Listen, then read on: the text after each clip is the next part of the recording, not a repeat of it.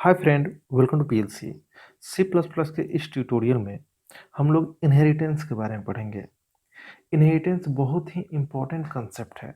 किसी भी object oriented programming में आपको इनहेरिटेंस देखने को मिल जाएगा। ये बहुत ही इम्पोर्टेंट फीचर्स में से आता है। ऑब्जेक्ट ओरिएंटेड प्रोग्रामिंग के कुछ फीचर पढ़ाए होंगे हम आपको शुरू में ही, 8-10 फीचर। उसमें एक इनहेरिटेंस भी आपको देखने को मिला होगा। इनहेरिटेंस क्या होता है, इस बात को अच्छे से समझते हैं। देखिए, इनहेरिटेंस का ही दूसरा नाम हो गया एक्सटेंडिंग क्लासेस। ठीक है, क्लास को एक्सटेंड करना मतलब उसकी क्षमता को बढ़ाना, उस तरह की बातें हैं। इनहेरिटेंस करने से बस यही होता है कि क्षमता उसका बढ़ जाता है। देखिए, यहाँ पे लिखा हुआ है कि कोई भी ऑब्जेक्ट ओरिएंटेड प्रोग्रामिंग का बहुत ही मोस्ट इम्पोर्टेंट कंसेप्ट होता है इनहेरिटेंस। ठीक है, ये आपको अलाउ करता है कि अगर आपके पास कोई क्लास है, पहले से कोई क्लास है, अब आप नया क्लास अगर बना रहे हैं तो पुराने क्लास के सारे फीचर को, पुराने क्लास के सारे प्रॉपर्टीज को आप नए क्लास में ट्रांसफ़र कर सकते हैं बिना पुराने क्लास को छेड़े। मतलब बिना पुराने क्लास में कोई मॉडिफिकेशन किए उसके सारे फीचर को, उसके सारे प्रॉपर्टीज को, उसमें जितने भी मेंबर वेरिएबल हैं, मेंबर फंक्शन है, उन सब को आप एक तरह से इनहेरिट कर सकते हैं नए वाले क्लास में, नए वाले क्लास में। ठीक है, तो वही सारी बातें यहाँ पे लिखी हुई है।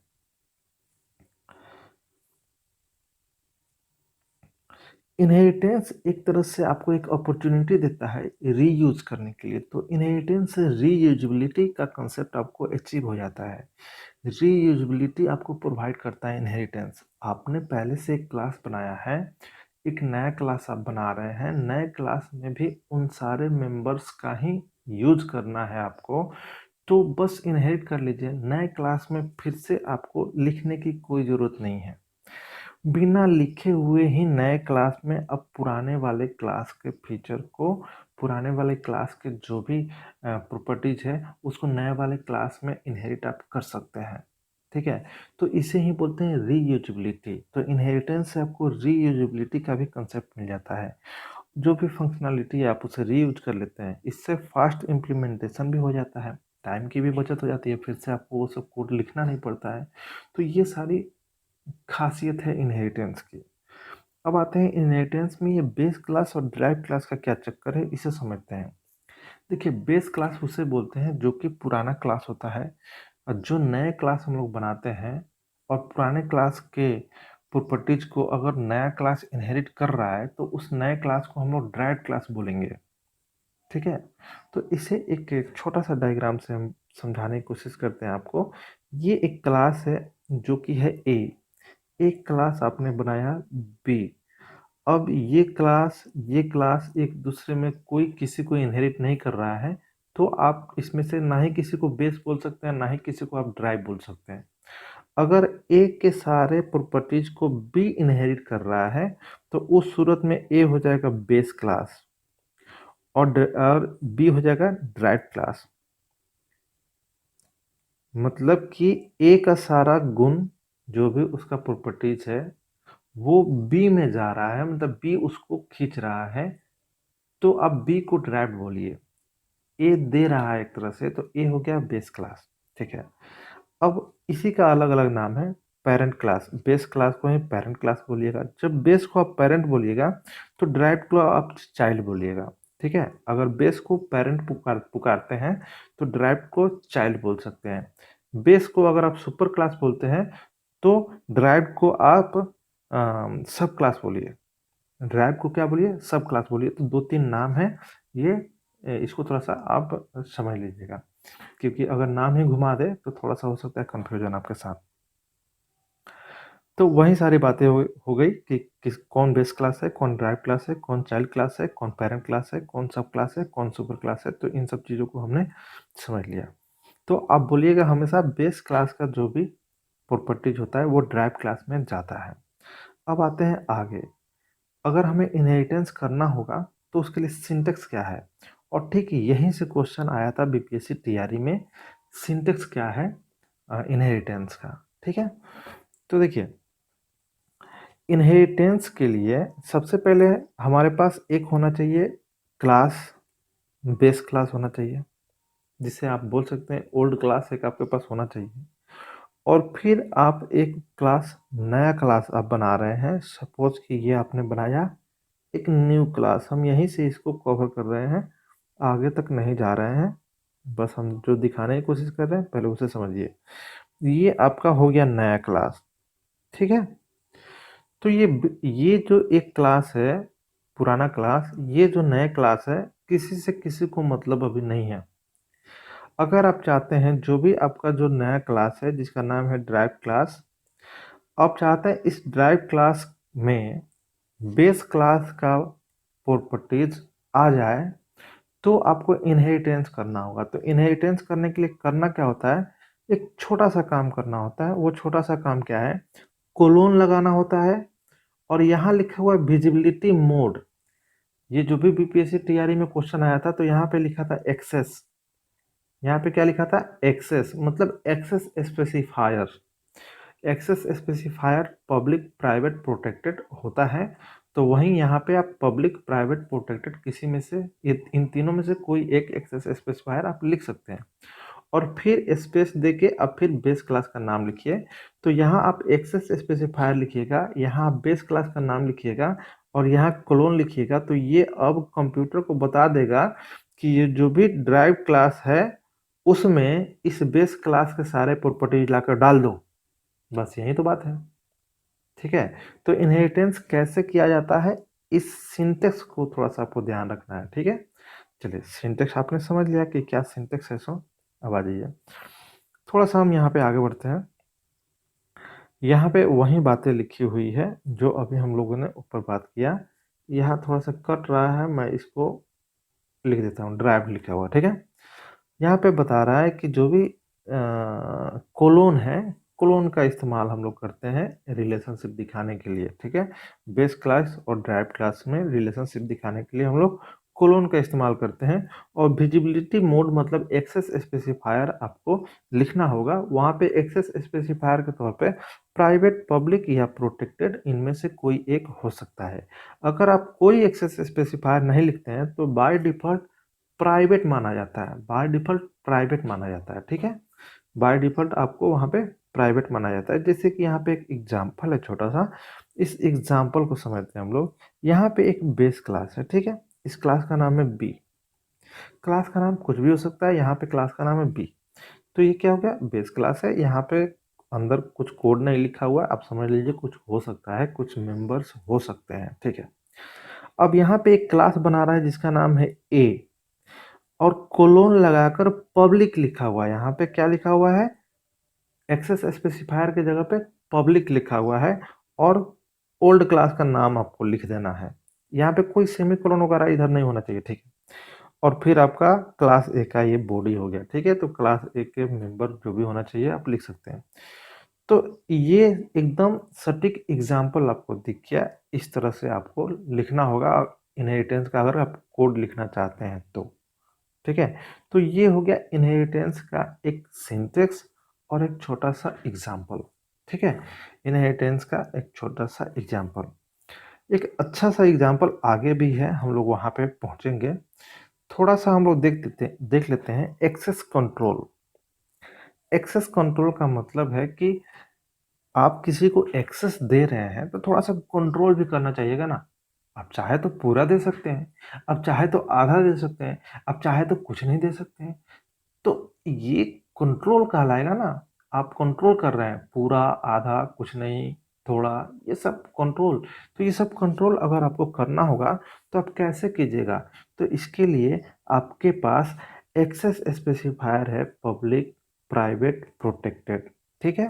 3 एक्सेस स्पेसिफायर आपके पास है। इसे विजिबिलिटी मोड भी बोलते हैं, या विजिबिलिटी कंट्रोल भी बोलते हैं, एक्सेस स्पेसिफायर भी बोलते हैं, ठीक है। अब इसका इस्तेमाल करना है थोड़ा सा संभल के।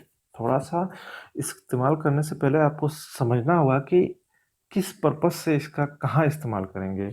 तो यहाँ पे एक टेबल के रूप में बड़ा अच्छे तरीके से समझाया गया है कि इन विजिबिलिटी कंट्रोल्स, या आप एक्सेस स्पेसिफायर बोलिए, इन एक्सेस स्पेसिफायर का क्या मतलब हो जाता है। तो हम लोग यहाँ पे समझ लेते हैं, फिर एक एग्जांपल से भी समझ लेंगे। स्किप नहीं कीजिएगा, एक एक चीज आपको समझ में आ जाएगा। अब देखिए, इनहेरिटेंस आप कर रहे हैं तो वहां पे आप एक्सेस स्पेसिफायर के रूप में पब्लिक भी लिख सकते हैं, प्रोटेक्टेड भी लिख सकते हैं, प्राइवेट भी लिख सकते हैं। ठीक है, आप जब क्लास बनाते हैं तो क्लास के अंदर जब आप मेंबर बनाते हैं तो क्लास के मेंबर में कुछ मेंबर को आप पब्लिक बनाते हैं, कुछ को प्राइवेट बनाते हैं, प्रोटेक्टेड भी बना सकते हैं। लेकिन अभी तक आपने प्रोटेक्टेड नहीं देखा है, क्योंकि प्रोटेक्टेड प्रोटेक्टेड अधिकतर इनहेरिटेंस में ही देखने को मिलता है। जब आप इनहेरिटेंस वाला प्रोग्रामिंग कीजिएगा तो वहाँ पे प्रोटेक्टेड खूब देखने को मिलता है, क्योंकि प्रोटेक्टेड का यहाँ पे एक खास मतलब आपको देखने को मिलेगा, इसीलिए प्रोटेक्टेड यहाँ पे देखने को मिल सकता है। तो मेरे कहने का मतलब है, जो भी क्लास के मेंबर होगा वो पब्लिक, प्रोटेक्टेड, प्राइवेट हो सकता है। तो आप एक ही क्लास के अंदर कुछ मेंबर को पब्लिक, कुछ को प्रोटेक्टेड, कुछ को प्राइवेट बनाकर चल सकते हैं। ठीक है, तो अब अगर मान लीजिए कोई पब्लिक है, कोई प्रोटेक्टेड है, कोई प्राइवेट है, अगर उसे इनहेरिट किया जा रहा है पब्लिकली, तो फिर ड्राइव क्लास को क्या मिलेगा? मतलब कि ड्राइव क्लास को बेस क्लास से कौन कौन सा प्रॉपर्टीज मिलेगा और कौन कौन सा प्रॉपर्टीज नहीं मिलेगा, यही बातें इसमें समझाने की कोशिश की गई है। तो अब मिटाते हैं और फिर समझाते हैं। चलिए, अब हम मिटाते हैं। सबसे पहले बात करते हैं प्राइवेट की। तो एक बात याद रखिएगा, अगर बेस क्लास में कोई भी मेंबर आपका प्राइवेट है तो उस सूरत में इनहेरिटेंस में वो एक्सेसिबल नहीं होता है। इनहेरिटेंस के केस में वो कभी भी एक्सेसिबल नहीं होता है, मतलब कि ड्राइव क्लास को वो ट्रांसफर होगा ही नहीं। ड्राइव क्लास को वो वाला प्रॉपर्टी एक्सेस हो ही नहीं पाएगा। तो प्राइवेटली अगर किसी भी मेंबर को, जैसे कि मेंबर फंक्शन हो गया या मेंबर वेरिएबल हो गया, किसी को भी अगर आपने प्राइवेट सेक्शन में डिक्लेयर कर दिया है तो इनहेरिटेंस के थ्रू आप उसे एक्सेस नहीं कर पाइएगा।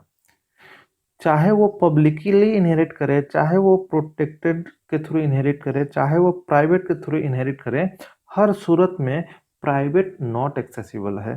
प्राइवेट नॉट एक्सेसिबल है, तो प्राइवेट का तो काम क्लियर, ये तो हर जगह नॉट एक्सेसिबल है। चलिए, तो ये एक ही बार में क्लियर, प्राइवेट किसी भी सूरत में इनहेरिट नहीं हो पाएगा, नॉट एक्सेसिबल होगा। अब आते हैं, अगर आप पब्लिकली इनहेरिट कर रहे हैं तो उस सूरत में जो भी आपका बेस क्लास है उसके जो पब्लिक मेंबर होंगे ड्राइव क्लास के पब्लिक मेंबर वाले सेक्शन में जाएंगे, ड्राइव क्लास के पब्लिक सेक्शन में जाएंगे, और जो प्रोटेक्टेड सेक्शन में होंगे जो मेंबर, वो प्रोटेक्टेड सेक्शन में जाएंगे। तो यहाँ क्लियर है, यहाँ कंफ्यूजन नहीं है। पब्लिक वाला पब्लिक में जाओ, प्रोटेक्टेड वाला प्रोटेक्टेड में जाओ, ये पब्लिक का कहना है। लेकिन अगर आप प्रोटेक्टेड कीवर्ड के थ्रू इनहेरिट कर रहे हैं तो पब्लिक वाला प्रोटेक्टेड सेक्शन में चला जाएगा और प्रोटेक्टेड वाला प्रोटेक्टेड सेक्शन में जाएगा ही। मतलब पब्लिक वाला इनहेरिट हो रहा है तो प्रोटेक्टेड सेक्शन में चला जा रहा है, बस इस चीज को आपको ध्यान रखना है। और प्रोटेक्टेड तो प्रोटेक्टेड सेक्शन में जाएगा ही। ठीक है, अगर आप प्रोटेक्टेड के थ्रू एक्सेस कर रहे हैं तो। अब अगर मान ली कि आप प्राइवेट कीवर्ड के थ्रू इनहेरिट कर रहे हैं तो पब्लिक वाला प्राइवेट सेक्शन में चला जाएगा और प्रोटेक्टेड वाला भी प्राइवेट सेक्शन में चला जाएगा। पब्लिक वाला प्राइवेट सेक्शन में चला जाएगा, प्रोटेक्टेड वाला भी प्राइवेट सेक्शन में चला जाएगा। हो सकता है आपको यहाँ पे बहुत सारी बातें समझ में नहीं आई हो, 50% मान लीजिए समझ में आया हो, कोई बात नहीं। एक एग्जाम्पल से समझने की कोशिश करते हैं, एकदम साइड बाय साइड में कंपेयर कर देता हूँ, आगे आपको एग्जाम्पल देखने को मिल जाएगा। यहाँ पे एक एग्जाम्पल है, यहाँ से काफ़ी कुछ क्लियर हो जाएगा। थोड़ा सा वीडियो लंबा होगा लेकिन कोई बात नहीं, लेकिन हर चीज़ आपको समझ में आ जाएगा। चलिए, मैं क्या करता हूँ, थोड़ा सा, हाँ, पहले हम लोग समझ लेते हैं। यहाँ पे 3 केस का चर्चा किया गया है, ठीक है। Case 1, case 2, case 3। ये रहा एक आपके पास बेस क्लास जो यहाँ से यहाँ तक है। तो पहले बेस क्लास को समझ लेते हैं। क्लास का नाम है बेस, ठीक है। प्राइवेट सेक्शन में 2 वेरिएबल है, ए बी। प्रोटेक्टेड सेक्शन में 2 वेरिएबल है, सी डी। पब्लिक सेक्शन में एक वेरिएबल है और एक फंक्शन है, एक वेरिएबल है ई और एक फंक्शन है एफ एन। ठीक है, अब आप देख लीजिए सेम यही कहानी केस 2 के बेस क्लास में है और केस 3 के बेस क्लास में है, कहीं से कोई चेंजिंग नहीं है। यहाँ फंक्शन का नाम ना होकर ये थोड़ा सा नीचे आ गया है, आप इसे समझ लीजिएगा कि यही वाला लाइन यहाँ लिखा हुआ है। ठीक है, तो बेस क्लास तीनों केस में सेम है। अब देखिए, अब आते हैं, अब थोड़ा सा देख लेते हैं ड्राइव क्लास के केस में क्या हो रहा है। चलिए, अब ड्राइव क्लास का नाम क्या है, ड्राइव्ड है। ड्राइव क्लास का नाम क्या है, ड्राइव्ड है। ड्राइव क्लास का नाम ड्राइव्ड है। ये इनहेरिट कर रहा है पब्लिकली, ये यहाँ पे भी ड्राइव्ड ही नाम है, प्रोटेक्टेड के थ्रू इनहेरिट कर रहा है बेस क्लास को। यहाँ पे ड्राइव्ड भी ही नाम है और प्राइवेट कीवर्ड के थ्रू इनहेरिट कर रहा है। ठीक है, और यहाँ पे भी देखा जाए तो सेम बॉडी सेम है, सारे तीनों केस में बॉडी सेम है। ठीक है, बॉडी सेम है।